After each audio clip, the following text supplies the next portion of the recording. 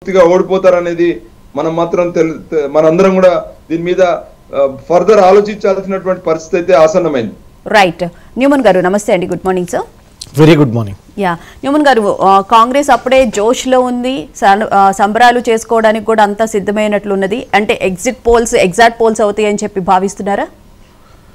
Very good morning to you as well as all the fellow panel members as well as all the viewers. So essentially మేము ఏ రోజైతే Jubilee హిల్స్లో candidate declare చేసామో వల్లాల నవీన్ యాదవ్ అని చెప్పేసి మా అభ్యర్థి అని చెప్పేసి ఢిల్లీ నుంచి మేము మా అధిష్టానం ఏదైతే డిక్లేర్ చేసిందో ఆనాటి నుంచి ఎలక్షన్ జరిగిన నాటి వరకు కూడా క్లియర్గా మేము ప్రతి ఒక్కసారి మేము పై చేయే ఉన్నాం.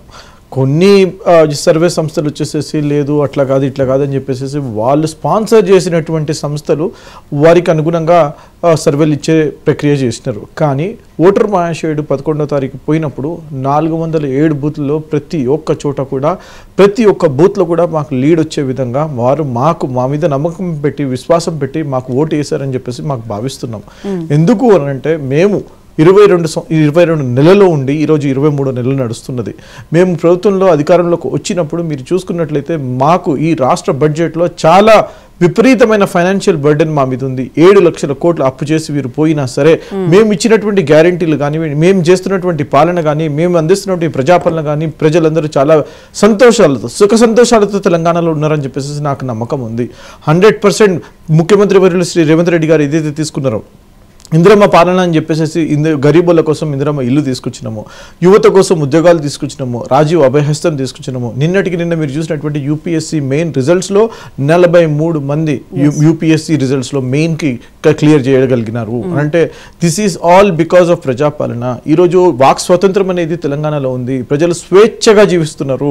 మీడియా అనేది 4th ఎస్టేట్గా ఉండేది, దాని మీద ఆంక్షలు ఉండేవి. 10 సంవత్సరాలు గడిల పాలన జరిగింది, 10 సంవత్సరాలు వీళ్ళు దోచుకున్నారు, 10 సంవత్సరాలు ఇష్టారాజ్యంగా చేసినారు, లా అండ్ ఆర్డర్ తప్పిపోయింది.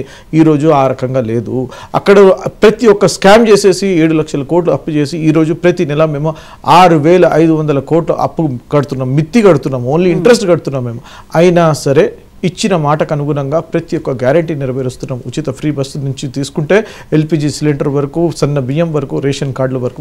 ఒక్క రేషన్ కార్డు కూడా, కొత్త రేషన్ కార్డు కూడా వారు ఇవ్వలేకపోయినారు 10 సంవత్సరాల్లో.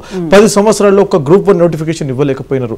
అంటే వారు పేపర్ లీకులు చేసినారు. ఇంత దౌర్భాగ్యమైన పరిస్థితి. కేటీఆర్ గారి పిఏ అయినటువంటి తిరుపతి గారు దీంట్లో డైరెక్ట్గా ఇన్వాల్వ్ అయినారని చెప్పేసి న్యూస్లో వచ్చినాయి. సో నేను ఒక్క విషయం చెప్పదలుచుకున్నాను. People are happy. ఎస్, 22 monthsలో వీళ్ళు ఇంకా చేసేది ఉంది, బరాబర్ ఉంది. మాకు ఇచ్చింది టైం 5 years, మాకు అయింది ఇంకా 2 years.